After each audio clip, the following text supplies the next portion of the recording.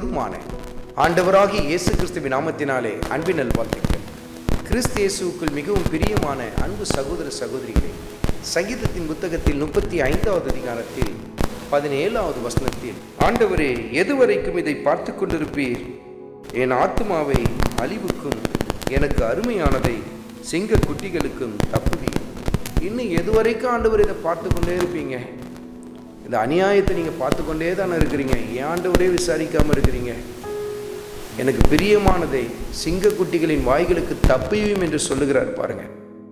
இன்றைக்கு மகனே, மகளே, உன்னுடைய துக்கத்தின் மிகுதியினால், உன் பிரச்சனையின் உச்சகட்ட போராட்டத்தினால் நீ இந்த சமயத்தில் இப்படிப்பட்ட ஒரு ஜெபத்தை ஏறெடுத்து கொண்டிருக்கலாம். இன்னும் ஆண்டவரே, எப்போதான் நீங்கள் இந்த காரியத்தை விசாரிக்க போகிறீங்களோ, இன்னும் எத்தனை நாட்கள் நான் காத்திருக்க போகிறது? இவ்வளவு அநியாயம் நடக்குது, இவ்வளவு அக்கிரமம் நடக்குது, ஏன் ஆண்டவரே இதை விசாரிக்காமல் இருக்கிறீங்க அப்படின்னு சொல்லி நீங்கள் ஏங்கி கொண்டிருக்கலாம். அன்றைக்கு தாவீதுக்குள் இப்படிப்பட்ட ஒரு ஏக்கம் தான் காணப்பட்டது.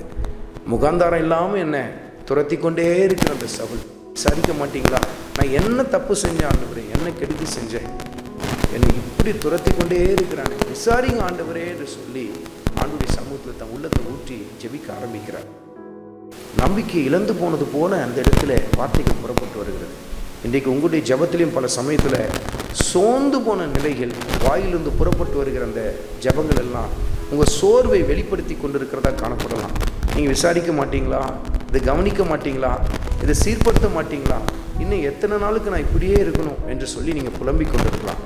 கர்த்தருடைய ஆவியானவர் சொல்லுகிறார், நிச்சயமாகவே முடிவு உண்டு, உன் நம்பிக்கை வீண் போகாது என்று சொல்லி கர்த்தருடைய ஆவியானவர் சுட்டி காட்டுகிறார். கர்த்தருக்கு காத்திருக்கிறவர்கள் ஒரு நாளும் வெட்கப்பட்டு போனதே இல்லை. அருமையான மகனே, அருமையான மகளே, தொடர்ந்து கர்த்தருக்காக காத்திருந்த தாவீது வெட்கப்பட்டு போனாரா? கர்த்தர் அவருடைய வழக்கை விசாரித்தார் அல்லவா? ஏற்ற வேளையிலே பதில் கொடுத்து கர்த்தர் தாவீதின் வாழ்க்கையில் மகிமைப்பட்டார் அல்லவா? அப்படியே உங்கள் வாழ்க்கையிலும் கர்த்தர் நிச்சயமாய் மகிமைப்படுவார். தொடர்ந்து கர்த்தருக்காக காத்திருங்கள். கர்த்தர் உங்களுக்காக வழக்காடுவார், மகிமைப்படுவார். ஆண்டவராகிய இயேசு கிறிஸ்துவின் கிருபை உங்கள் அனைவரோடும் கூட இருப்பதாக. ஆமென்.